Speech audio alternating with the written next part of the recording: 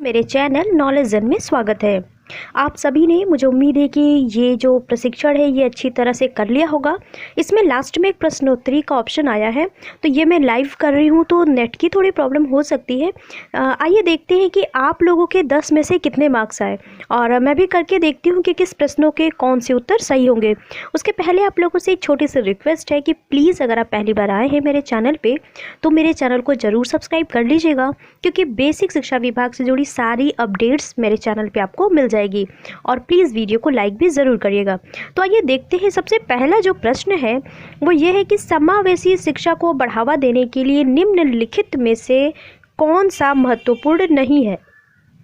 समावेशी शिक्षा मतलब वो शिक्षा होती है जिसमें सभी बच्चों को मिलजुल कर सारे बच्चों को पढ़ाना होता है। ठीक है, जैसे कोई विशिष्ट आवश्यकता वाले होते हैं, कुछ नॉर्मल बच्चे होते हैं, तो सभी का जो जिन कक्षाओं में समाकलन होता है वही होता है। तो समावेशी शिक्षा को बढ़ावा देने के लिए निम्न में से कौन सा महत्वपूर्ण नहीं है। तो पहला है शिक्षक की सामाजिक आर्थिक स्थिति, शिक्षक का सकारात्मक सोच और निष्पक्ष रवैया, सभी शिक्षक का विश्वास कि सभी बच्चे एक साथ सीख सकते हैं। तो इसमें आपका आंसर होगा शिक्षक की सामाजिक और जो आर्थिक स्थिति है ये, क्योंकि शिक्षक की सामाजिक आर्थिक स्थिति का बहुत ही ज़्यादा इफेक्ट नहीं होता है, इससे कोई लेना देना नहीं है। तो पहला इसका सही हो जाएगा। नेक्स्ट क्वेश्चन हम देखते हैं कि भारत में शिक्षा पर पहली और दूसरी राष्ट्रीय नीति को किन वर्षों में तैयार किया गया था। तो ये तो बिल्कुल सभी लोगों को पता है, इसमें कुछ सोचना ही नहीं। 1968 और 1986 ये हो जाएगा। ऑप्शन आपके ऊपर नीचे हो सकते हैं, क्वेश्चन सेम है। ठीक है, तो इसमें हमको ऐसे इसको करना है, ब्लू हो जाएगा, तो फिर आपको इसको आगे बढ़ना है। निम्न में से कौन सा कथन पाठ्यक्रम के लिए मान्य नहीं है। इसमें पुस्तक, पाठ्यक्रम, शिक्षा शास्त्र और मूल्यांकन विधियों को शामिल किया गया है। तो ये बिल्कुल सही है। पाठ्यक्रम का मतलब होता है सिलेबस आपका। यह राष्ट्रीय पाठचर्या की रूपरेखा से विकसित होता है, ये भी सही है। यह भारत के विभिन्न स्तरों पर शिक्षा के लिए दृष्टि प्रदान करता है। यह स्कूलों में शिक्षा के उद्देश्यों को लागू करने के लिए डिजाइन की गई नियोजित गतिविधियों का एक समूह है। तो देखिए, ये पाठ्यक्रम पूछ रहा है, तो सिलेबस पूरे जगह का अलग अलग होता है। तो इसमें यह होगा कि यह भारत के विभिन्न स्तरों पर शिक्षा के लिए दृष्टि प्रदान करता है। तो अलग अलग स्टेट में अलग अलग सिलेबस हो सकते हैं। ठीक है, नेक्स्ट है निम्नलिखित में से राष्ट्रीय पाठचर्या की रूपरेखा के लिए कौन सा वाक्य सही है।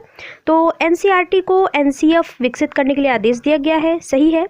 यह शिक्षा पर राष्ट्रीय नीति में उल्लिखित दृष्टि के अनुरूप शैक्षिक उद्देश्य प्रदान करता है, ये भी सही है। यह पाठ्यक्रम और पाठ्यपुस्तकों में शामिल की जाने वाली सामग्री पर मार्गदर्शन प्रदान करता है। तो इसके सारे सही होंगे। हम इसको नेक्स्ट करते हैं।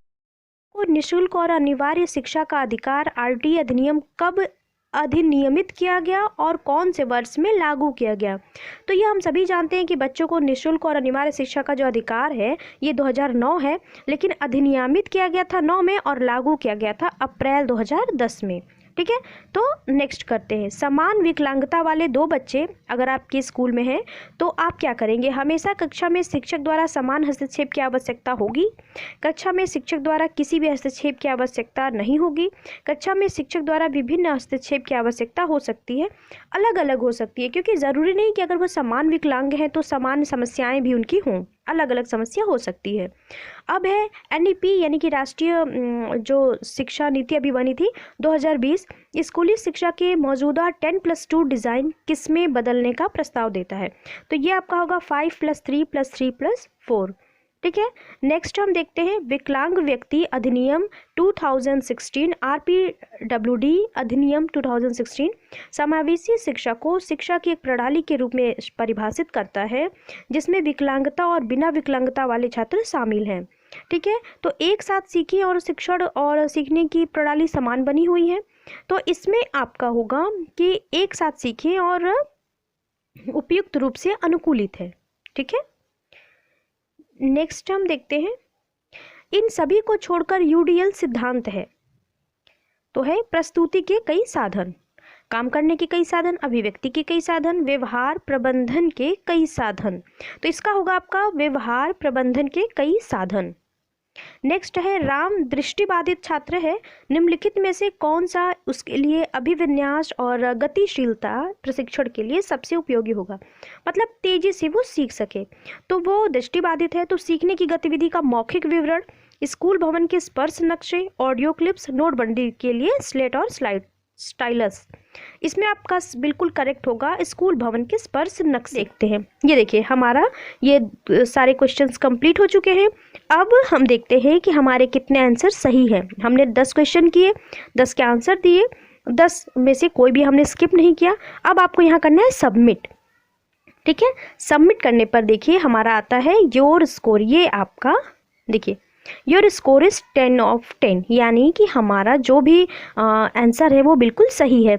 अब देखिए मान लीजिए कि यहाँ पर आप लोगों को अगर आपका कोई गलत हो गया हो या आपका फिर से करना चाहते हैं, आप अपना फिर से देखना चाहते हैं, तो आप यहाँ रिव्यू करके सारे क्वेश्चंस के आंसर देख सकते हैं। एग्जिट कर देंगे तो आप बाहर चले जाएंगे, लेकिन देखिए यहाँ एग्जिट कर देंगे तो आप बाहर चले जाएंगे, लेकिन आपको क्या करना है, आपको यहाँ पे करना है ये वाला, ये नेक्स्ट, इसको आपको चलाना है। जब इसको चलाएंगे तो ये आपको बताएगा कि आपने सफलतापूर्वक जो है प्रशिक्षण को कर लिया है। तो इसको भी देखना बहुत ज़रूरी है, क्योंकि अगर आप इसको नहीं देखेंगे तो वहाँ पे अविरत दिखाएगा आपका। ठीक है, ये हो गया। ये देखिए यहाँ पर लिख के आ गया congratulation on completing the course.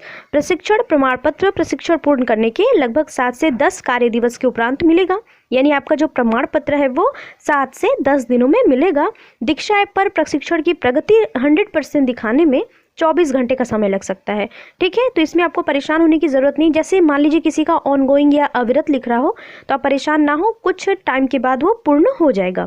इस प्रशिक्षण के संबंध में किसी प्रकार की जिज्ञासा या समस्या होने पर आप अपने शिक्षक संकुल, ARP या फिर निष्ठा ब्लॉक के जो टेक्निकल एडमिन हैं उनसे संपर्क कर सकते हैं। ठीक है, तो आप उनसे बात कर सकते हैं अगर कोई भी आपको समस्या होती है।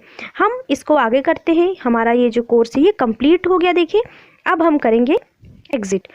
हमारा जो दीक्षा का ये प्रशिक्षण था ये हो चुका है कंप्लीट। यहाँ रेट करने के लिए आप टैप कर दीजिए, यहाँ आपको जो अच्छी लगे आप इसको रेट कर दीजिए। बीसी को परीक्षा के लिए मदद मिली, अच्छी तरह से समझ लिया, हमने कुछ नया सीखा कक्षा में, तो बिल्कुल और दिलचस्प और मज़ेदार है। तो अगर आपको कोई अन्य भी करना हो तो आप यहाँ पे कर सकते हैं, हम ऐसे करते हैं। और ये हो गया हमारा जो दीक्षा का ये था, ये देखिए बिल्कुल कंप्लीट हो गया। आप इसका स्क्रीनशॉट लेके रख सकते हैं। और आइए हम ये देखते हैं कि हमारा वहाँ पर पूर्ण हुआ या नहीं। दीक्षा की प्रोफाइल में यहाँ जाएंगे, नीचे देखते हैं, ये देखिए हमारा ये जो है ये पूर्ण हो गया, ये यूपी पाठचर्या वाला और समावेशी कक्षा। तो देखिए इस तरीके से अगर आप अच्छे से करेंगे, बिल्कुल परेशान होने की ज़रूरत नहीं है, तो आपका ये पूर्ण हो जाएगा। कोई भी परेशानी नहीं है इसमें, बिल्कुल जैसे नॉर्मल सारे हम करते थे वैसे ही करना है। इसमें बीच में एक जगह पे आप लोगों को दिक्कत हो सकती है, जहाँ पे आपको फीडबैक देना है ब्लॉग पे जाके। वहाँ पे आपको ऑप्शन आएगा कि इस URL को टाइप करें, कॉपी करें। तो अगर आपको वहाँ कोई समस्या आए तो आप मुझे कमेंट कर दीजिएगा, या फिर आप मेरा टेलीग्राम चैनल ज्वाइन कर लीजिए। वहाँ पे डिस्कशन का ग्रुप बनाया है मैंने, उसके लिंक नीचे है टेलीग्राम की, तो वहाँ पे आप मुझसे पूछ सकते हैं या कमेंट भी करके आप पूछ सकते हैं, तो मैं उसको बता दूँगी। और कोई समस्या हो तो आप मुझे कमेंट करिएगा ज़रूर। वीडियो पसंद आई हो तो लाइक करिएगा और प्लीज़ ज़रूर सब्सक्राइब करिएगा। नेक्स्ट वीडियो में मिलेंगे, तब तक के लिए बाय, टेक केयर।